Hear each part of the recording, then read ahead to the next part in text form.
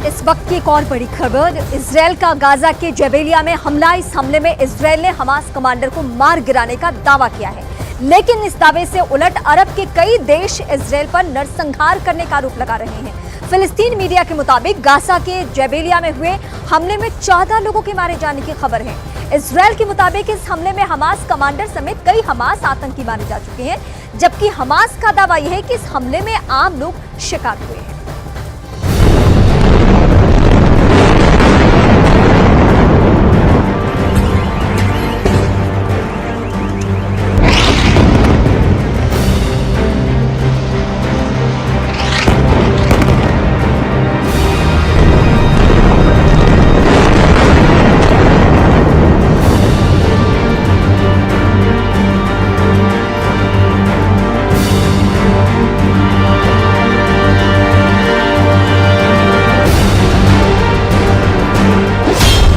Gaza में अब तक का सबसे बड़ा हमला।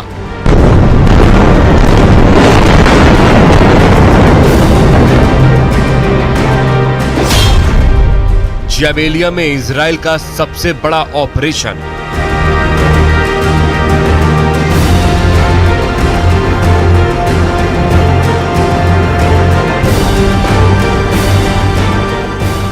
जबेलिया पर हमले में कितने लोगों की मौत हुई, कौन इस हमले में टारगेट था और क्यों जबेलिया को निशाने पर लिया गया, इसे लेकर पूरी दुनिया में बड़ी बहस छिड़ी हुई है। ये समझने से पहले हमले के बाद के इस वीडियो पर गौर कीजिए। जबेलिया पर जिस जगह हमला हुआ वहां कई फीट गहरा और कई मीटर चौड़ा गड्ढा हो चुका है। आसपास की इमारतों के भी परखच्चे उड़ गए।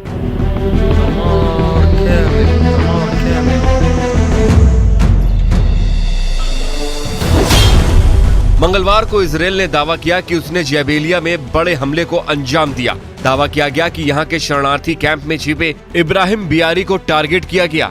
इब्राहिम बियारी हमास का बटालियन का कमांडर था, जिसे हमले में मार गिराया गया। लेकिन जबेलिया पर हमले के बाद अरब के देशों में जैसे कोहराम मच गया। एक के बाद एक अरब के देश इस हमले को लेकर इजरायल पर आग बबूला हो उठे। इसमें जॉर्डन, मिस्र, ईरान और सऊदी अरब ने तो इजरायल के हमले पर ही सवाल उठा दिए। ये जॉर्डन की तस्वीरें हैं, जहां आधी रात को लोग जबेलिया पर हुए हमले के विरोध में सड़कों पर उतर आए।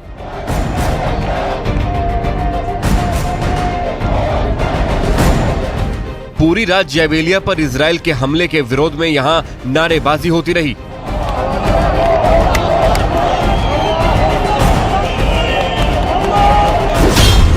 जबेलिया हमले पर हमास ने दावा किया है कि यहां कोई हमास कमांडर मौजूद नहीं था। जबेलिया पर हमले को लेकर फिलिस्तीन के मीडिया का दावा है कि इस हमले में 14 लोगों की मौत हुई, जबकि इजरायल ने पूरे सबूत के साथ ये दावा किया है कि जबेलिया के हमले में किसी और को नहीं बल्कि हमास के उस कमांडर को निशाना बनाया गया जो 7 अक्टूबर को इजरायल पर हुए हमले का गुनहगार था।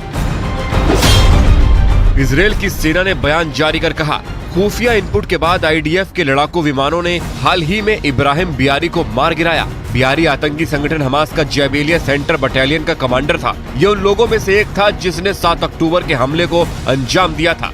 इस हमले में हमास के कई दूसरे आतंकी भी जख्मी हुए हैं। लेकिन हमास के खिलाफ इजरायल के एक्शन के बीच अरब के देश जबेलिया को लेकर एकजुट नजर आ रहे हैं।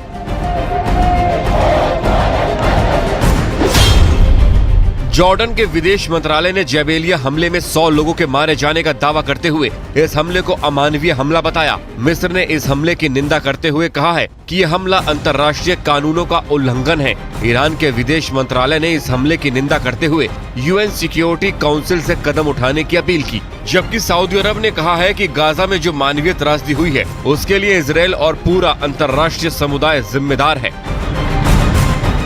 जाहिर है जबेलिया पर हमले को लेकर अरब के देश एक बार फिर इजरायल को घेरने की कोशिश में लगे हैं, लेकिन इजरायल का विजन बिल्कुल क्लियर है। नेतन्याहू पहले ही कह चुके हैं कि वो जब तक हमास का वजूद मिटा नहीं देंगे, इजरायल की सेना का ऑपरेशन नहीं रुकने वाला।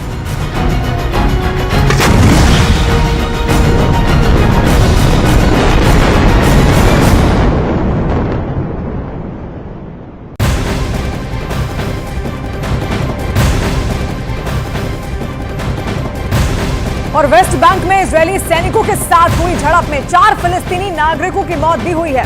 वेस्ट बैंक के कई इलाकों से लगातार इजरायल पर हमले की खबरें सामने आ रही हैं। और इस बीच झड़प में वेस्ट बैंक के 4 लोगों की मौत इजरायल की सेना के साथ झड़प के दौरान हुई है। ये बड़ी खबर इस वक्त हम आपको बता रहे हैं। वेस्ट बैंक वही इलाका है जहां पर कई फिलिस्तीनी अब भी रहते हैं। जेरूसलम जो है वो वहीं पर मौजूद है। अल-अक्सा मस्जिद भी वहीं पर मौजूद है और वहां पर तनाव लगातार बना हुआ है। तो इजरायल की सेना ने वेस्ट बैंक इलाके में झड़प हुई है, जिसमें जानकारी ये मिली है कि 4 फिलिस्तीनी नागरिकों की मौत हुई।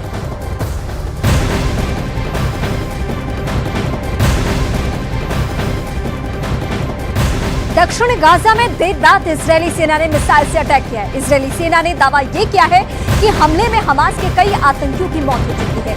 वहीं कई ऐसे आतंकी हैं जो कि जख्मी भी हैं। ये कल देर रात जो ग्राउंड ऑपरेशन किया है इजरायली सेना ने, उनका ये दावा है कि कई आतंकी मारे जा चुके हैं। इन्हीं आतंकियों के खात्मे के लिए गाजा के अलग अलग हमास के आतंकियों के ठिकाने पर वार किया जा रहा है, हमला किया जा रहा है। और इसमें बड़ी सफलता इजरायल की सेना को हाथ लगी है, जिसमें उनका दावा है कि कई आतंकी मारे जा चुके हैं, कमांडर मारे जा चुके हैं और कई आतंकियों के जख्मी होने का भी दावा है।